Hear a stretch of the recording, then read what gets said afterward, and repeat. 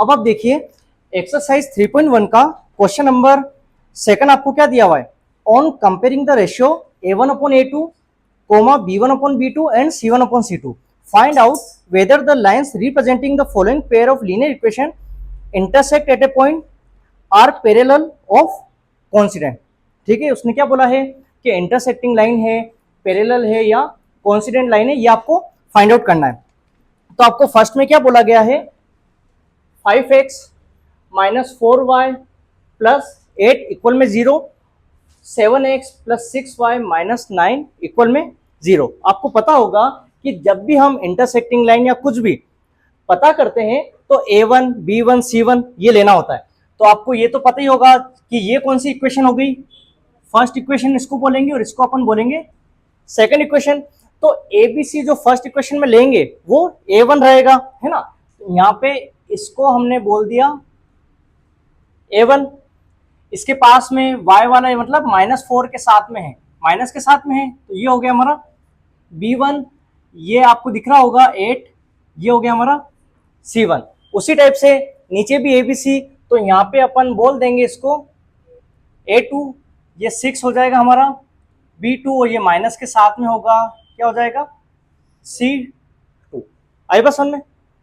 अब सुनो करने का तरीका क्या है, सबसे पहले आप ये चेक करो a1 अपॉन a2, क्या चेक करना है, a1 अपॉन a2। अब मेरे को एक बात बताओ, a1 कितना दिया हुआ है 5 और a2 कितना है 7। आई बस समझ में। कैंसिल हो रहा है तो कैंसिल करो, अदरवाइज कैंसिल करने की कोई जरूरत नहीं। अब आप देखो b1 अपॉन b2, b1 बताओ क्या है -4 और b2 कितना है 6। कैंसल हो रहा है क्या, 2 2 जा 4, 2 3 जा 6। आई बात समझ में। तो आपको यहाँ पे दिख रहा होगा कि a1 अपॉन a2 तो है 5 अपॉन 7 और b1 अपॉन b2 है -2 अपॉन 3। तो यहाँ पे अपन लिख देते हैं a1 upon a2 not equal to b1 upon b2। आई बात समझ में। यहाँ पे आप चाहो तो लिख दो कि ये आया है हमारे पास -2 अपॉन 3। अब सुनो इसको अपन यहाँ पे देखो a1 अपॉन a2 कितना है 5.7, b1 अपॉन b2 कितना है -2 अपॉन 3। आपको कहीं भी सेम नजर नहीं आ रहा है, सेम दिख रहा है क्या, नहीं। तो अपन ने क्या बोला a1 upon a2 not equal to b1 upon b2। तो इसमें क्या लिखा हुआ था, इसमें ये लिखा हुआ है line intersect at A point, क्या लिखा हुआ है इंटरसेक्ट एट ए पॉइंट। तो इसका आंसर अपन लिख देंगे intersect at a point. Intersecting line लिखेंगे तो भी चलेगा, बट इसने क्वेश्चन में ये बोला था कि इंटरसेक्ट एट ए पॉइंट, मतलब उस पॉइंट पे इंटरसेक्ट करेगी लाइन। आई बस समझ में।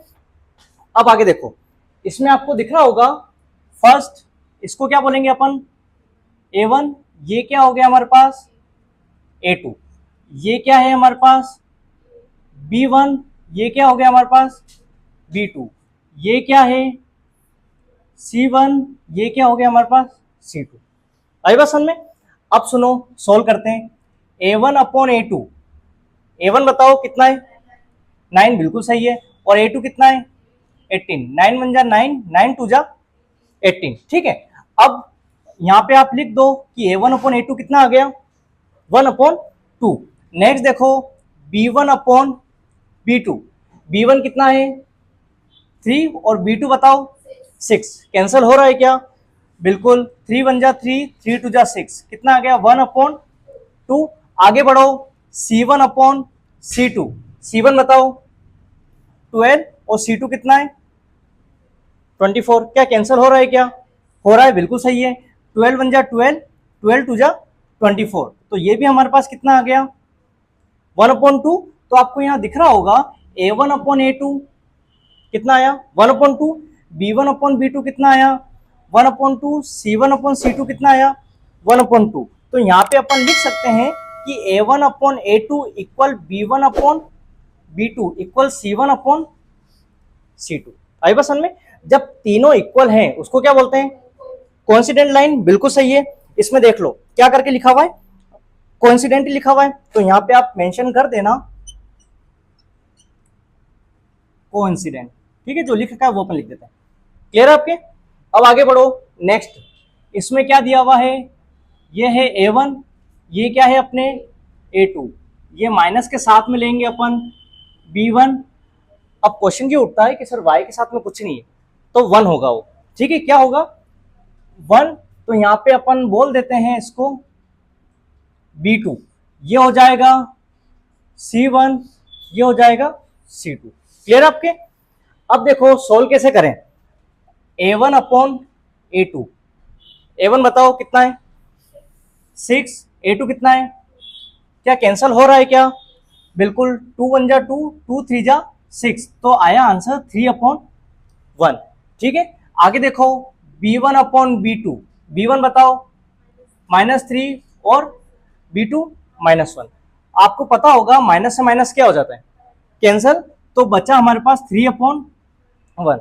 मैंने क्या बोला था, जब दोनों इक्वल हो जाए तब आगे देखा जाता है, अदरवाइज नहीं देखेंगे। ठीक है, तो यहां पे देख लो C1 अपॉन C2, C1 बताओ 10 और C2 कितना है 9, क्या कैंसल हो रहा है क्या, नहीं हो रहा है, तो मतलब एक तो आया A1 अपॉन A2 कितना 3 अपॉन 1, यहाँ पे B1 upon B2 3 upon 1 and C1 upon C2 10 upon 9। तो आपको यहाँ शो हो रहा होगा कि A1 upon A2 equal B1 upon B2 not equal C1 upon C2। आगे बात समझ में, जब ये दो सेम है वो थर्ड वाला सेम नहीं है तो इसको क्या बोलेंगे, पैरेलल लाइन। तो देख लो क्वेश्चन में ये लिखा हुआ है क्या, ये लिखा हुआ है पैरेलल। ठीक है, तो आप यहां पे लिख देंगे, ठीक है, यहां पे अपन शो कर देते हैं पैरेलल। ठीक है, पैरेलल लाइन हो जाएगी। क्लियर है आपके?